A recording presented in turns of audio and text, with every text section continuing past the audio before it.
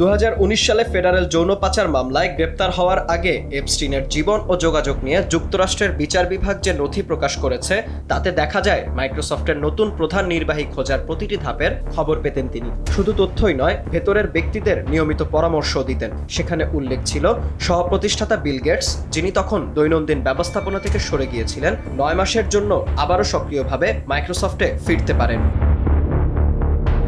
নথি বলছে 2009 সালে অপ্রাপ্তবয়স্ক কিশোরীকে যৌন নিপীড়নের অভিযোগে 13 মাস কারাভোগের পর মুক্তি পান এপস্টিন। এরপর সমাজে নিজের অবস্থান পুনর্গঠনে কর্পোরেট যোগাযোগ কাজে লাগান তিনি। বিশেষ করে মাইক্রোসফটের নীতি নির্ধারণী মহলে এক শক্ত বলয় গড়ে তুলতে সক্ষম হন তিনি।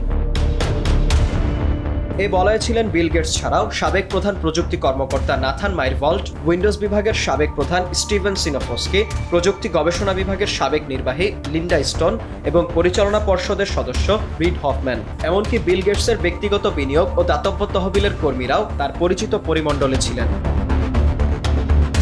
মাইক্রোসফটের যোগাযোগ প্রধান ফ্র্যাঙ্ক শ স্বীকার করেন, প্রতিষ্ঠানের সাবেক নির্বাহী সিনোফস্কি কোম্পানির গোপন ব্যবসায়িক তথ্য এপস্টিনের সঙ্গে শেয়ার করেছিলেন। গেটস জানিয়েছেন তিনি শুধু দাতব্য তহবিল সংগ্রহের জন্য এপস্টিনের সঙ্গে যোগাযোগ রেখেছিলেন। তবে এ সম্পর্ককে বড় ভুল বলে আখ্যা দিয়েছেন তিনি।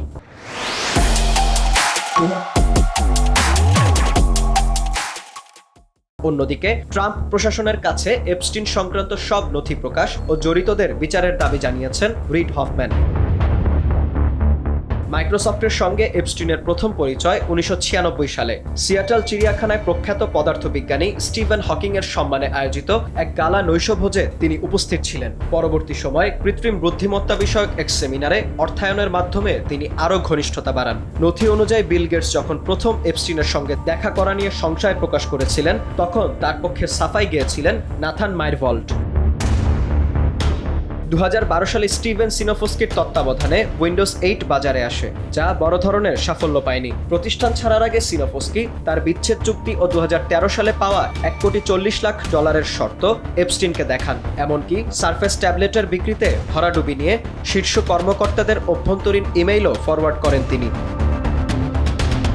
রিড হফম্যানের মাধ্যমে প্রযুক্তি খাতে নতুন সংযোগ পান এপস্টিন। 2014 সালে তার ব্যক্তিগত দ্বীপে হফম্যানের সফর এবং নিউ ইয়র্কে বিল গেটসের সঙ্গে প্রাতরাশের বৈঠকের পরিকল্পনার কথাও নথিতে আছে।